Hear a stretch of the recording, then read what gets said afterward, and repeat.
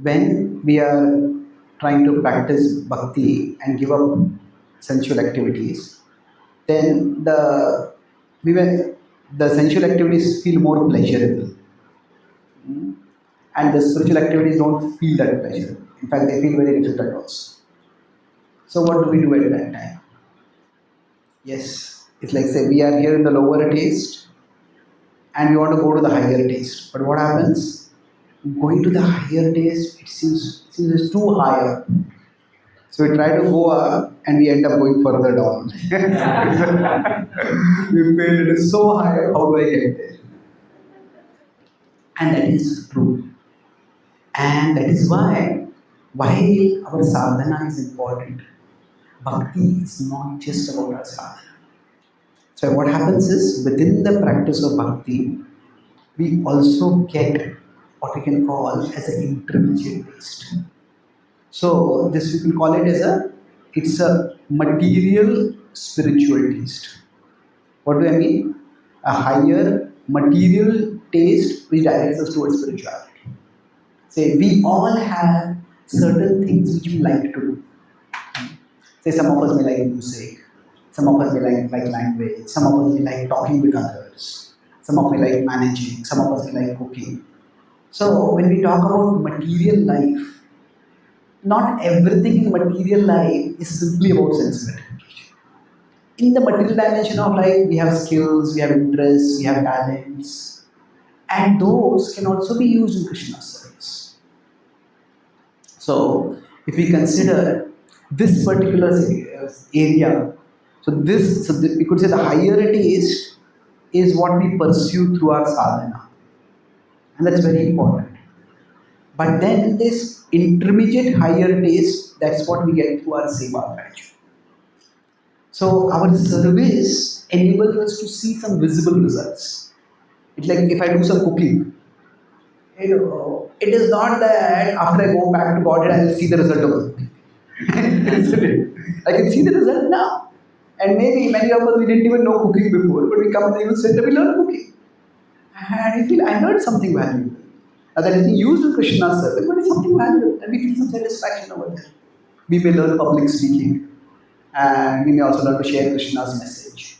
So now what is happening is we are getting a taste. It may not be completely spiritual, but it's not completely material also. So we also need to find this intermediate level. And the whole point of Varnashram, it is not just so much about dividing society into four castes. The point was that what is a natural material inclination of someone? The material inclination is not just towards sense gratification. Natural interests are there. So whatever are there, we use those for the service of Krishna.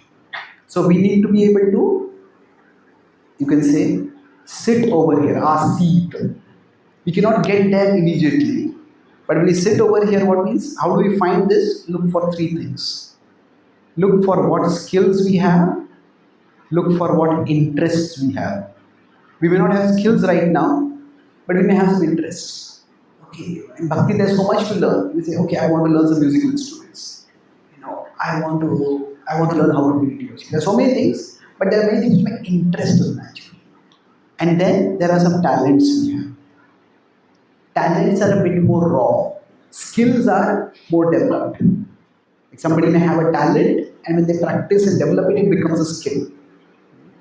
So look for our skills, interests, and talents, and that's how we will be able to situate ourselves in Bhakti study. So while we are here, we do whatever services we are told to do, and it's important. But while doing those services, observe ourselves. Which service interests us naturally, which service we are able to do well, which service we feel I can improve in this area. Some services may be such that we try to improve also, we feel it's very difficult. It's like we just not have the talent to also do this. That's okay. Bhakti has many services. So when we start doing some service, we won't say necessarily completely higher taste. Say for example, right now I'm speaking. Now, is it that I'm speaking only for Krishna's pleasure? But certainly Krishna's pleasure is there. But I like to speak. I like to speak. And when I'm speaking, is it possible that I want to show others how clever I am? Maybe that is there. But over a period of time, that will go away. Because speaking about Krishna gives us actually a higher taste. But what happens if somebody is singing, somebody does kirtans? Now, are they doing kirtan only for Krishna's pleasure? Do they want others to see how nicely they are singing? Maybe they want it. But that's not a bad thing. They're not singing Bollywood songs for that purpose. They're singing Krishna songs only, isn't it? So they are within the ambit of bhakti. And through that ambit of bhakti, through that perimeter of bhakti, gradually will become more and more purified. So the idea is, conclude this one last image, that there are things we like to do. There are things of bhakti activities, and there are our likes. So now some of our likes may take us outside bhakti. If somebody says, I like to drink alcohol, so now that is something which we cannot do. But we can find out which are our likes that overlap with bhakti. And this is because it's the pure higher taste, so the full higher taste. So only bhakti, even if we don't like it, if we call that as a higher taste.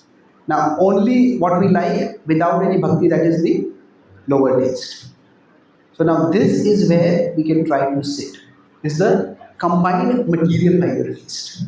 Okay? So thank you very much. Hare Krishna.